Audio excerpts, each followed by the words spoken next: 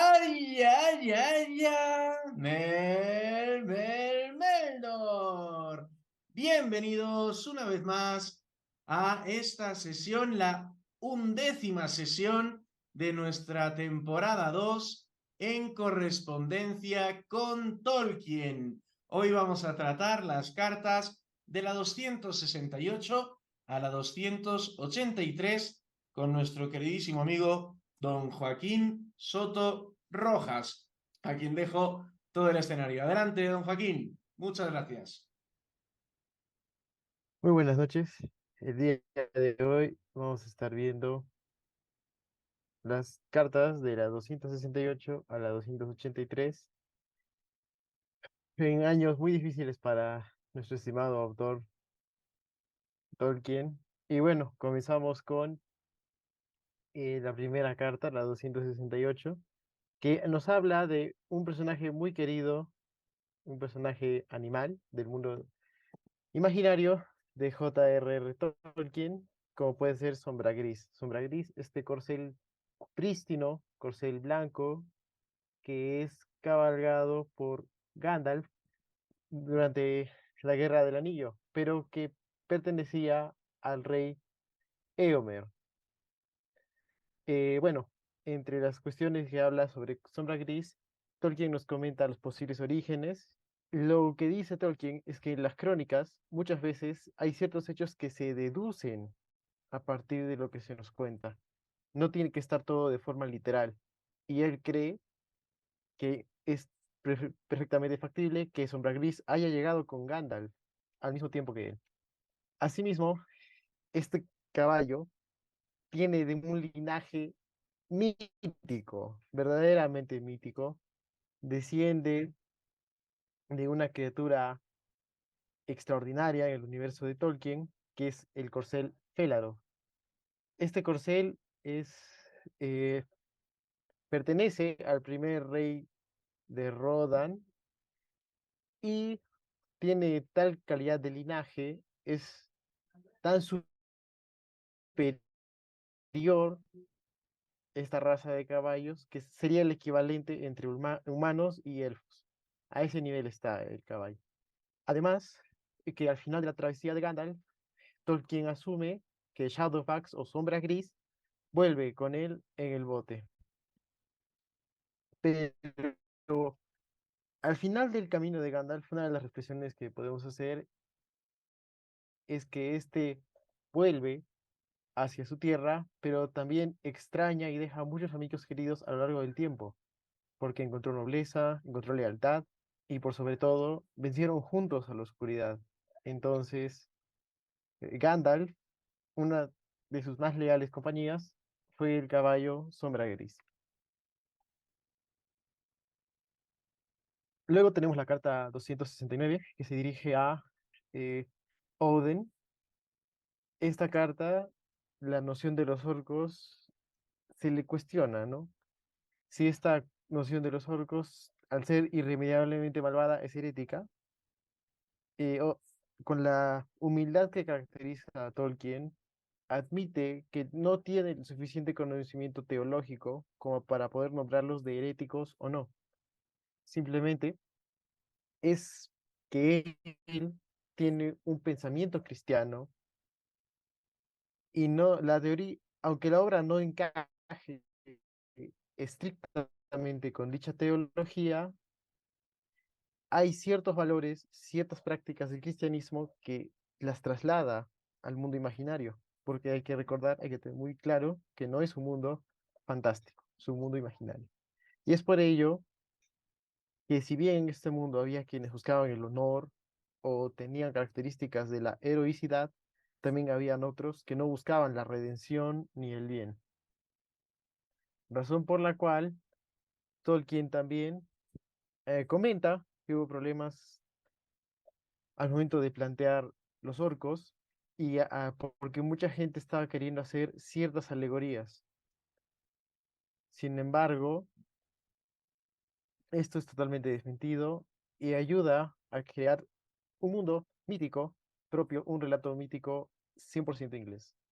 Al final de la carta, Tolkien nos comenta que hubo un problema con los derechos de autor en Estados Unidos Y bueno, se encuentra sin tiempo de poder disertar realmente la naturaleza de los orcos o esta postura, si son heréticos o no, debido a que tienen que combatir una edición del Señor de los Anillos que no era oficial, que era administrada por la firma editorial Ace Books.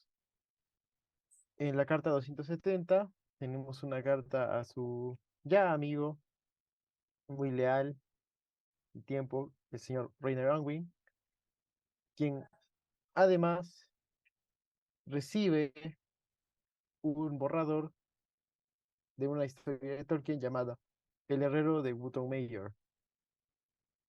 Asimismo, Tolkien se encontraba redactando muy poco debido a que necesitaba redactar y verificar una entrega del Señor de los Anillos protegida por los Estados Unidos, por sus leyes respecto a los derechos de autor. En este entretiempo escribe los cuentos de Wootton, es El herrero de Wootton Mayor, pero Unwin lo que le comenta es que necesita muchos más cuentos, mucho más contenido para poder publicar este cuento y otras historias de como un volumen completo. No le era suficiente presentar este tomo teniendo en cuenta que salían de el éxito del Señor de los Anillos con tremenda envergadura. Asimismo, van notificándole sus avances y sus proyectos congelados, tal y como el Silmarillion. Y bueno, para culminar con la carta, informa a Reiner que trabajará una nota al pie para aquellos lectores de Estados Unidos sobre los avances o lo que se les presentó en esa versión pirata del Señor de los Anillos. Bueno, estas son las ediciones del Señor de los Anillos de Ace Books. En estas, las ilustraciones, si bien representan momentos clave en las películas, en los libros, no son ediciones 100% leales a lo que se ha escrito y por supuesto no presentan regalías para Tolkien, quien tenemos que recordar que no tenía una vida llena, una vida acaudalada, llena de riqueza, pero tenía ciertas comodidades. Asimismo, Tolkien tiene que trabajar en una reedición del Señor de los Anillos para que ésta sea publicada por un nuevo sello editorial y que esté protegida por derechos de autor. Entonces es que tiene que partir desde el primer volumen con mucho cuidado, mucha contención de lo que escribe y lo que corrige, porque habían muchos fragmentos que estaban correctamente redactados, que eran leales a la obra de verdad. Asimismo, Tolkien encuentra muy formidable el rigor con el que escriben en Ace Books esta versión de Señor de los Anillos. ¿Por qué? Porque el nivel de detalle, el nivel de fidelidad al estilo original era simplemente alucinante. Asimismo, desea agregar algunos pies de página para algunos fanáticos, entre comillas, de los Estados Unidos. ¿Por qué? Porque estos fanáticos tenía alguna correspondencia acumulada de tener teorías un poco alocadas respecto a lo que es el mundo imaginario. Y terminando, hace una crítica muy breve a Ace Books y comenta que no percibe ningún tipo de beneficios de esta edición y eso constituye un hecho inmoral, mucho más allá de lo que es la piratería, el robo intelectual. Carta número 272, Syla Sherry es una académica que le escribe a Tolkien porque entre sus compras de libros de segunda mano encuentra un muy interesante libro que tenía ciertas inscripciones, tenía ciertos gráficos dejados por Tolkien, tal como este pictograma, esta ilustración de acá, y le pide un análisis pseudo-hermenéutico de lo que aparecía ahí, ¿no? O sea, quería que le traduzca. ¿Por qué? Porque muchos de estos escritos, muchas de estas inscripciones y garabatos, en realidad eran escritos en gótico, que Tolkien hacía en este libro de Primer of the Gothic Language de Joseph Wright, que es donde aprende a escribir en gótico y empieza a estudiar su historia. Este libro le fue presentado por un amigo de su escuela que estaba interesado en el trabajo de los misioneros. Recordemos que Tolkien, católico acérrimo, encuentra reflexiones muy valiosas en todo lo que fue el proceso histórico de la iglesia y reflexiona en lo que fue el gótico, cómo es que esta escritura exquisita era fiel y necesaria para una estética de la liturgia, y también termina reflexionando en cómo la caída del sistema feudal es también la caída de este estilo gótico, de esta forma de expresar mediante la caligrafía y el buen gusto la liturgia, la vida de vocación a la misión. Asimismo, menciona ciertos pasajes de su uso del gótico que ayuda a comprender qué es lo que llegaba a escribir en dicho estilo narrativo. Entre los fragmentos que escribe Tolkien se encuentra los siguientes. A ver, ¿no? Listo. Eh, Les dice que varias de sus inscripciones que se pueden leer como Hyundai, en realidad era Hunda, que se traduce.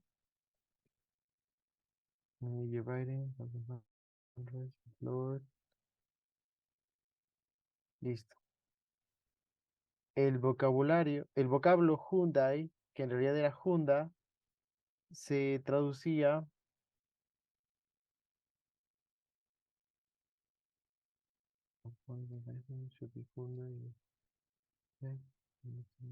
Ah, sí, sí. Bueno, en conclusión, uno de los pasajes que llega a traducir Tolkien para esta persona que le pidió las notas, que leía las palabras de esos libros de historia griega, anotaba el año de escrito, el mes, además de detallar qué año era de forma literal, con caligrafía, el 1910 del año de nuestro Señor, para ganar el premio que se da cada año al chico que sabía más de Tucídides, y así escribía en sus libros en el 12 en el 6 de diciembre de ese año, después de obtener ese premio. Esto, por supuesto, desde un tiempo en el que Tolkien se encontraba con muchas tribulaciones porque tenía que hacer el trabajo de la nueva edición del Señor de los Anillos, revisiones a los libros, a las traducciones y por supuesto trabajar en el Silmarillion y otras narraciones que tenía pendientes. Llegamos a la carta 273 que iba dirigida a Nancy Scott. Esta persona es muy importante para lo que es la publicación de El Señor de los Anillos, El Hobbit y la obra de Tolkien en los Estados Unidos. Nancy Scott va librería por librería, va con todo el sistema legal, es quien logra que esta edición falsificada, adulterada del Señor de los Anillos desaparezca del mundo comercial e introduce al mercado la de verdad, ¿no? Tolkien agradece la dedicación y los resultados de Nan contra esta lucha, ¿no? Por reducir el impacto de la piratería en su obra y en su nombre, además de poder él percibir estos ingresos que le generaría el público estadounidense. Además, Tolkien por fin llega con un sello editorial nuevo, Ballantine Books. Estos ya están fabricando ejemplares, están imprimiendo ejemplares para reemplazar a las versiones piratas de Ace Books. Carta 274. Esta es una carta exquisita donde vemos el talento de Tolkien para poder ratificar una tierra que está en un tiempo pasado respecto al nuestro, pero que sigue siendo el mismo mundo. Entonces, hace revisiones en esta edición con derechos protegidos en los Estados Unidos y nota que el mapa de Pan of the Shire de la comarca cae en faltas evidentes, faltas que hasta toma como groseras para la publicación del libro. Principalmente notó en Buckleberry, Brandy Hall y Creek Hollow que están 3 millas fuera de lugar, en la escala 4 milímetros. Uno se preguntaría, ¿pero por qué 4 milímetros importa tanto, afecta tanto a la publicación? Si lo que debería importar es que el mapa esté en sí mismo. Bueno, lo que dice Tolkien es que a nivel topográfico, a nivel de precisión de lo que sería ese mundo, es que Brandy Hall en realidad está detrás de una carretera, pero aparecía adelante por esos 4 milímetros. Así como aquel bosque que debería estar justo arriba de Brandy Hall, en realidad estaba mucho más allá. Es por ello que es por ello que pide que se corrijan estas cuestiones para poder tener un producto mucho más depurado, de mucha mejor calidad respecto a lo que fue el de Ace Books.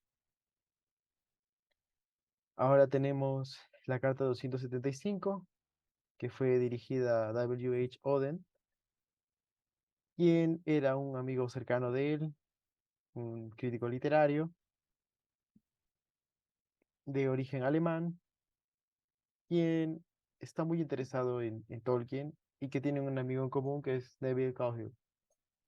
Oren invita a Tolkien a un Festscript, que sería como un festejo en alemán, y le comenta a Tolkien que hay una situación que lo tiene preocupado, y es que hay una sociedad neoyorquina de Tolkien aparentemente llena de lunáticos. Eh, en cuanto a Neville, Tolkien le expresa en unos cuantos versos que el señor Neville Judson Cogill escribió un trato de peligroso, ahí, falta inglés ahí, un hombre práctico y progresivo que se llamaba a sí mismo la pluma venenosa. En inglés el juego de palabras es mucho mejor, pero traté de llevarlo un poco al castellano. Asimismo, cuando culmina la carta haciendo este comentario, estos versos dedicados a Neville, que escribió en su juventud, pero además que esta sociedad de neoyorquina no estaba llena de lunáticos, pero sí él sentía cierto abatimiento hacia la sociedad de Tolkien, no sentía que mereciera un lugar de admiración, un espacio de admiración tan grande, sobre todo de un público joven. Bueno, carta 276, esta es un poco más larga. En síntesis hay ciertas ideas. Esta va dirigida a Dick Plotz, el Thane de la Sociedad Tolkien neoyorquina. Aquí podemos ver un diario Tolkien que era dirigido, sustentado por dicha asociación en Nueva York. Asimismo, se crea una respuesta a la creación de la Sociedad Tolkien. Muestra un interés y agradecimiento porque hayan tomado su figura como representativa y está dispuesto a asociarse de una forma informal, es decir, simplemente hacer un cierto rol representativo, dar cierto consejo, pero no estar directamente relacionado con la sociedad para poder, ¿no?, tener una idea más clara, guiar mejor a este grupo de personas que se conmueven con las historias Tolkien. En el estado del trabajo del Silmarillion.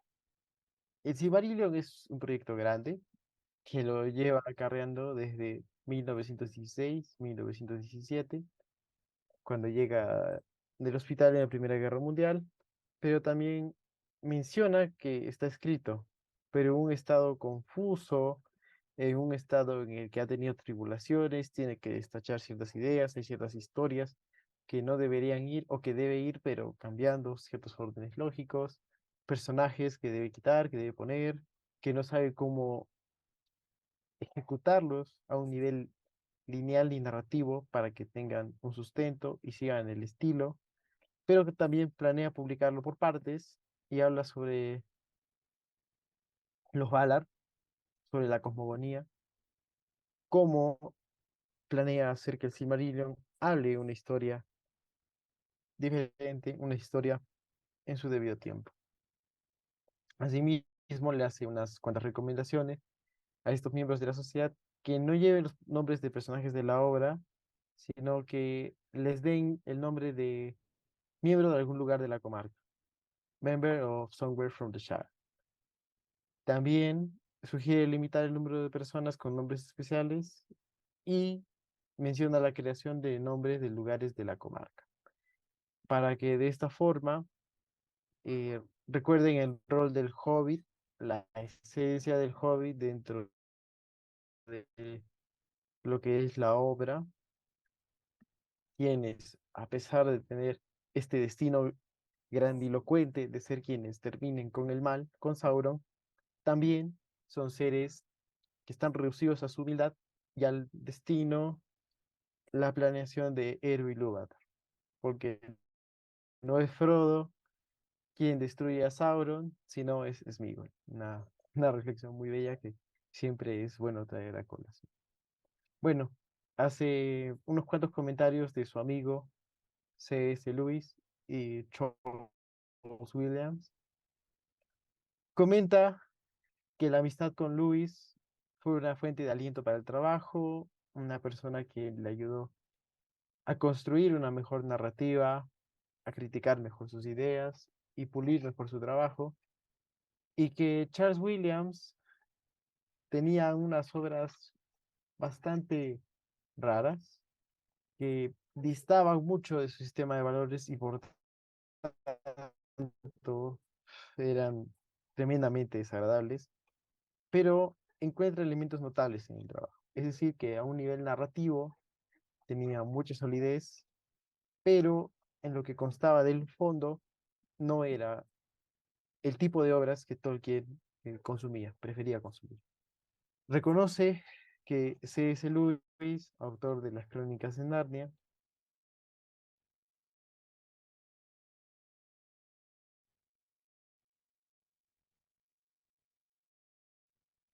era un amigo leal, férreo, como en su vida familiar, rico que tuvo durante mucho tiempo, y que el interés y el apoyo que le dio durante el proceso de escritura del Señor de los Anillos fue lo que culminó con la publicación de esta maravillosa trilogía de libros.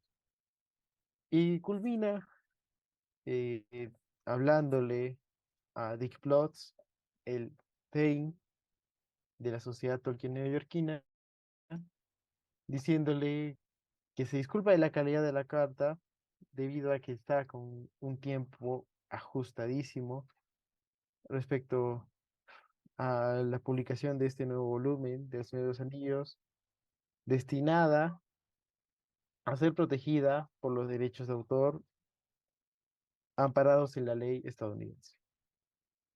Ahora tenemos una carta dirigida a Reiner Onwin, a quien en parte le debemos la publicación de estos libros, y es que le comenta que Valentine Books ya tiene la primera versión autorizada de una versión estadounidense del Hobbit, con una portada que se salió un poco del estilo o la esencia de lo que es el Hobbit, por una razón poco gracioso. Y le escribe una carta al representante comercial de Valentine Books, donde rechaza con firmeza, pero con mucha moderación y educación, esta portada. Lo llama la representante de ventas, la encargada del área de publicación de la editorial, y esta le dice que el encargado de la ilustración no tuvo tiempo de leer el libro, no sabía de qué se trataba. Entonces puso mucho contenido inglés, entendió que Tolkien era religioso, así que trató de poner ciertos elementos navideños, la ilustración de un león, de una gacela, cuando no tenía ningún sentido con la trama, con el contenido de lo que es el Hobbit. Bueno, y al final la publicación oficial tiene esta ilustración de lo que sería Rivendell. Y finaliza por decir que después de la publicación de El Señor de los Anillos, Ballantine Books no tendrá más publicaciones de libros suyos.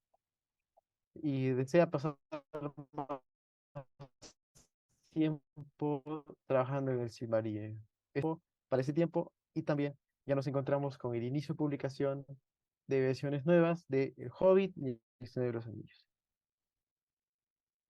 Bueno, Clyde Skilby, un crítico literario, le envía una copia de un libro que se llama Light on C.S. Lewis, un libro biográfico donde se habla de las características de personalidad, los hechos vivenciales de Lewis y cómo fue su vida, que se refleja en su obra de Las Crónicas de Narnia.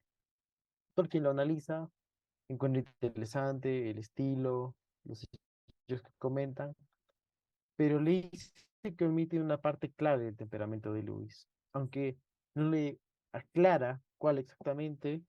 Es una cuestión holística que define todo lo que es Lewis como persona.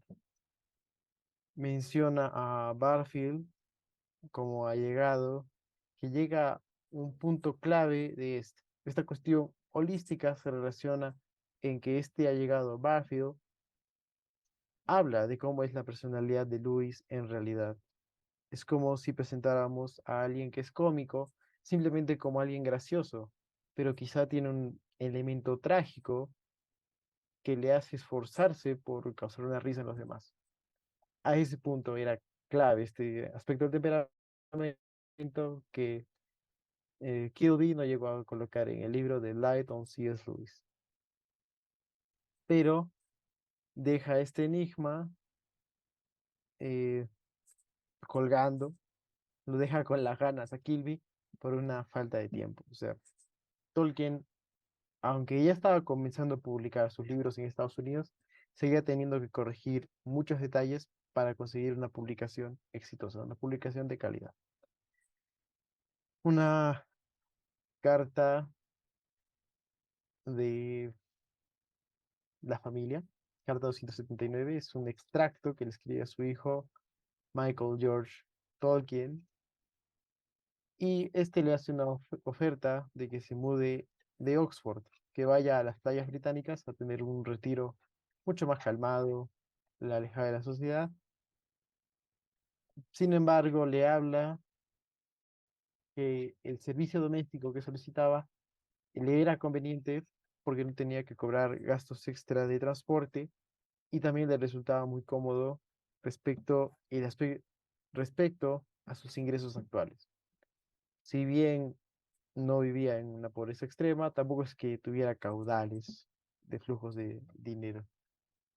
Así es como sustenta que su servicio de cátedra le percibía un ingreso suficiente como para una vida digna en cuanto a sus necesidades y gustos. Si renunciase a este trabajo, el salario que percibe ahora no percibiría una mitad, percibiría una cuarta parte, lo cual es un gran impacto a a sus propias necesidades de consumo. Asimismo, que a esa edad no tenía suficientes fondos para poder comprar una propiedad cercana al mar. Bueno, las casas de campo son caras donde sea, pero me imagino que en Inglaterra debía ser una cifra escandalosa. De hecho, detalla al pie de página de la carta que eran unas 15.000 libras esterlinas, una cantidad de escándalo. Asimismo, el panorama de Estados Unidos ha mejorado mucho. El libro está siendo un éxito en ventas, los ingresos de las regalías son mucho mayores. Por supuesto, un trato que beneficia tanto a la editorial Onwin como a Valentine Books, así como a la economía personal de todo. Carta número 280. Aquí hablamos de Sir Gawain and The Green Knight, que por el momento era Sir Gawain and Pearl antes de ser publicada. Es un libro de muchos, es uno de los muchos proyectos que tenía Tolkien acumulados en el cajón, que estaban aguardando el día en que los retomase, junto al Silmarillion, junto al Herrero de Google Mayer. Asimismo, tiene algunas dudas respecto al objetivo de este cuento. Le interesa no quedar bien con los académicos, sino que lo que ha propuesto a lo largo de su obra es un nivel académico de élite. Y estas personas lo esperarían para criticarlo, para darle el golpe de gracia, como si tuvieran armas preparadas en las pistoleras. Esperarían cualquier error, por minúsculo que sea de Tolkien, para juzgarlo a nivel académico, a nivel de escritor, e incluso se pondría ligeramente personal.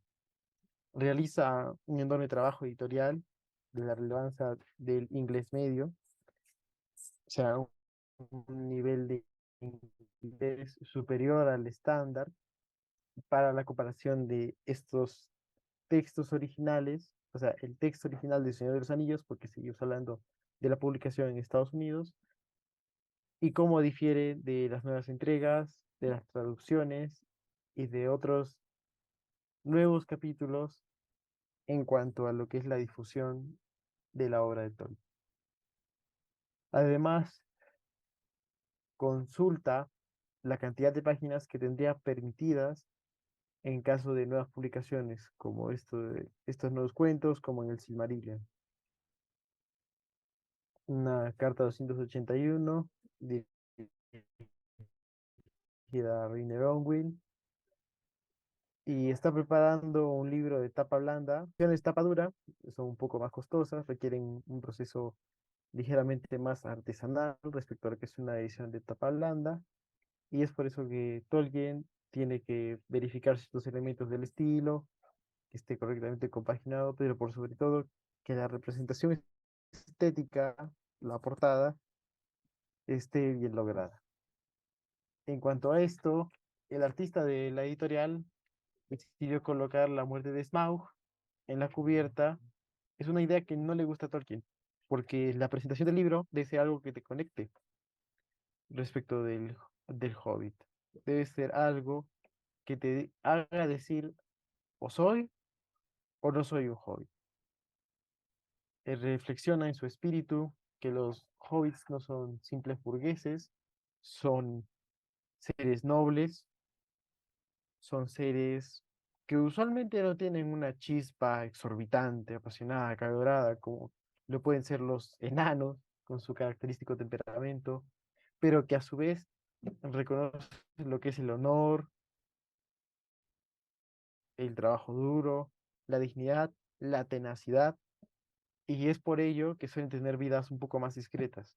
Sin embargo, tenemos casos como el de Merle Pippin, de extremada valentía, de hecho, Bilbo Bolsón, quien sería un hobbit del que nunca se vio una pasión tan desenfrenada, una chispa tan viva.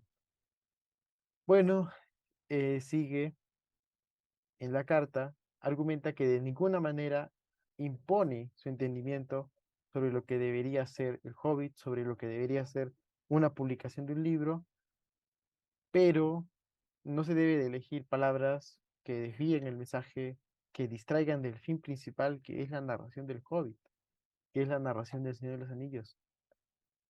Además, hace patente que en la contracara, que cuando se hable de él como el escritor, se use la palabra profesor, debido a que mucha gente lo interpretaría como cierta pedantería, como cierto posicionamiento de, de académico, de una persona intelectualmente superior, respecto del lector medio, respecto del lector de fantasía. Asimismo, que sería algo que manchase la profundidad de la narración al querer entenderse como un libro solamente dispuesto para académicos. Carta número 282, la penúltima. Esta carta está dirigida a Clyde Kilby, crítico literario, quien escribió el libro Tolkien y el Silmarillion, un libro donde nos narra las peripecias de lo que fue escribir esta obra, que es una precuela de los sucesos del Hobbit y el Señor de los Anillos, que está ubicada en un tiempo muy distinto, muy anterior al Hobbit y el Señor de los Anillos. Y bueno, comienza la carta que Kirby, que era estadounidense, de la Universidad de Wheaton en Illinois, conoce a Tolkien durante una visita a Oxford en el 64. Y tan interesado por su obra, una obra tan rica, le dice que le puede ayudar con las gestiones necesarias para que Tolkien pueda efectivamente terminar el Silmarillion, una obra entendida en términos legendarios, términos míticos, como fundacional en cuanto a la idiosincrasia de los elfos y que trastoca los pilares centrales de la Tierra Media. Tolkien le menciona que por lo general no sentimos mucha confianza en su trabajo y que le sorprende verdaderamente que tantas personas estén interesadas en apoyarlo, que valoren su trabajo tanto, que tengan una estima tan elevada, a pesar que él percibe que no es una obra maestra. Menciona que a diferencia de Luis, él en algún momento siente que no debió completar u ofrecer para la publicación El Señor de los Anillos. Es, a pesar de la maravilla de la obra, Tolkien, una de sus cualidades principales en cuanto a su carácter y su virtud, es la humildad. No, él no se arroba el título de ser el mejor escritor del siglo. Es una persona que hizo el trabajo que tenía que hacer, le gusta a la gente y lo deja ahí.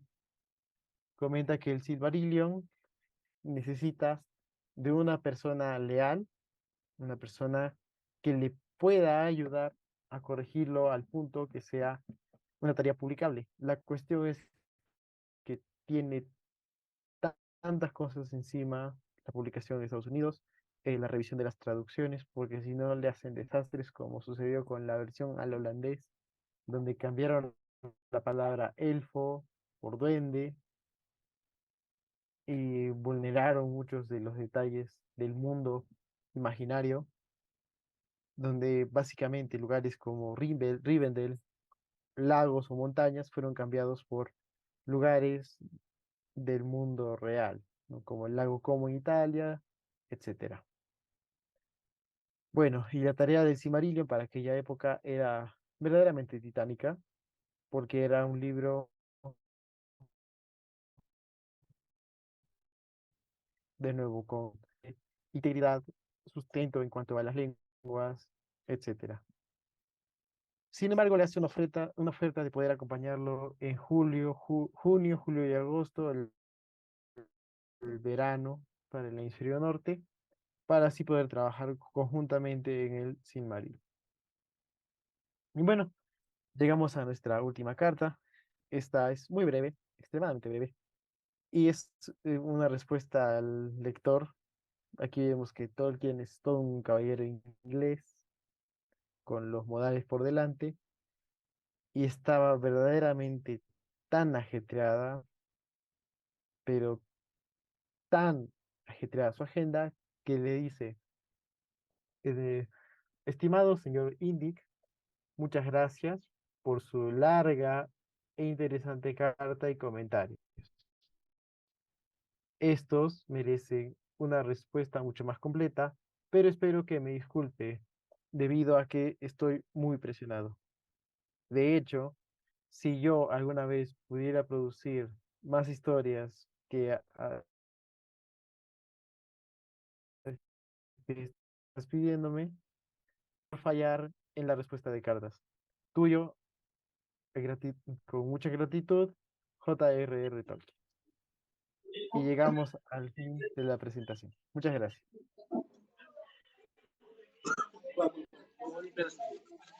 Buenísimo, Joaquín, buenísimo, muchas gracias. Excelente, quizá puedes dejar de compartir la pantalla. Ya, vi. Eso. Muy bien. No sé si Álvaro o Fátima quieren hacer algún comentario, tienen alguna consulta. Hay nada más me gustaría comentar algo breve. En realidad no soy muy seguidor no he tenido la oportunidad de ser tan seguidor de repente todo este trama, pero de acuerdo de repente a este acercamiento llama mucho la atención, ¿no? Todo el tema de las cartas y de lo explicado, ¿no? Por Joaquín. Felicitaciones. Gracias, Álvaro. Buena, Álvaro. Bienvenido, es tu primera asistencia, ¿verdad? Sí, sí, nada, siempre me llamó mucho la atención, pero sí, es un sector muy interesante, ¿no? Buenísimo. Bienvenido. Muy Es bien. adictivo, ¿ah? ¿Eh? Es adictivo venir a las sesiones de la sociedad. Sí, sí, te va a gustar, te va a gustar. Bueno, profe, Oye, ¿algún pues detalle? a mí me ha parecido genial, unas cartas enternecedoras, porque ves a un Tolkien que no se parece ya mucho, o sea, ha evolucionado mucho al Tolkien que vimos en en el tiempo entre guerras, en la Segunda Guerra Mundial, siempre preocupado, ¿no? Si no es preocupado por las gallinas de su jardín, es preocupado bueno, también ha habido tantas cosas que preocupan de verdad, por la guerra, por su trabajo, por tener que corregir los exámenes. Le hemos visto preocupado, muy honesta y sinceramente por un montón de cosas. Y ahora pues se le ve quizá con una energía ya más gastada, ¿no? Es interesante cómo se va viendo su evolución. Este, y bueno, las primeras cartas son las que más me han gustado de hoy. La de Sombra Gris me pareció súper interesante. Y la verdad creo que pues eso, vamos alcanzando ya un Tolkien que, pues eso, ya estamos casi al final. Nos quedan solo 5 sesiones. Nos quedan solo 5 sesiones y terminamos toda la correspondencia que Tolkien escribió en su vida, que está seleccionada en esta obra, ¿no? Así que pues por mi parte no hay mucho que decir, creo que ha estado muy bien la exposición. Muchas gracias, Joaquín. Y nada, pues eso, ya vamos a hacer las últimas 5 sesiones, que es nada, nadita. Muchísimas gracias. No sé si alguien quiere, quizá Ignacio, Zorongillat, quieren hacer algún comentario, Jano. No, sí, que estoy de acuerdo contigo totalmente. Evidentemente, yo me acuerdo, ¿no? Cuando las cartas donde él estaba desesperado, tenía conferencias, tenía que viajar, tenía que encargarse de sus clases, tenía que avanzar con El Señor de los Anillos y el proceso editorial, ¿no? O sea, estaba desesperado, ¿no? Era muchísima la carga que tenía y ahora se ve un Tolkien más cansado, también mucho más tranquilo, ¿no? Ya no se queja como solía quejarse de todas sus obligaciones o que demoraba meses en responder una carta, ¿no? Ya no lo vemos así tan agobiado. Efectivamente. Muy bien, señores, pues nada, la semana que viene toca ya, entramos en la recta final, las últimas 5 sesiones en correspondencia con Tolkien. Así que, nada, les invitamos a que continúen conectándose todos los lunes a las 9 de la noche. Y nada más, muchísimas gracias, muy buenas noches. Nos vemos la semana que viene en Correspondencia con Tolkien. Gracias.